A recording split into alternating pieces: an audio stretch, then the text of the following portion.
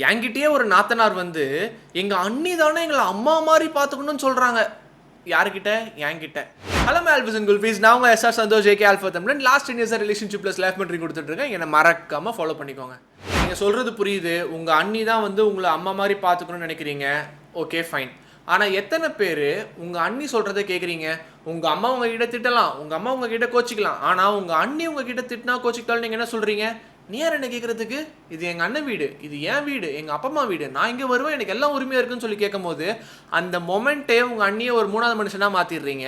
அப்புறம் அவங்க உங்களுக்கு அகைன்ஸ்டாக பேசாமல் பின்ன என்ன பண்ணுவாங்க? முதல்ல உங்கள் அம்மாவை உங்கள் அண்ணிக்கிட்ட தேடுறதை நிப்பாட்டுங்க. உங்கள் அண்ணி என்றைக்குமே உங்கள் அம்மாவாக முடியாது, உங்கள் அண்ணன் என்றைக்குமே உங்கள் அப்பாவாக முடியாது. உங்கள் அப்பா அம்மா உங்களை பார்த்துக்கிட்ட மாதிரி உங்கள் அண்ணனும் அண்ணியும் என்றைக்கும் உங்களை பார்த்துக்கவே முடியாது. அதை முதல்ல நல்லா புரிஞ்சுக்கோங்க. இந்த எக்ஸ்பெக்டேஷனை முதல்ல உங்கள் ஃபேமிலியிலேருந்து தூக்குங்க.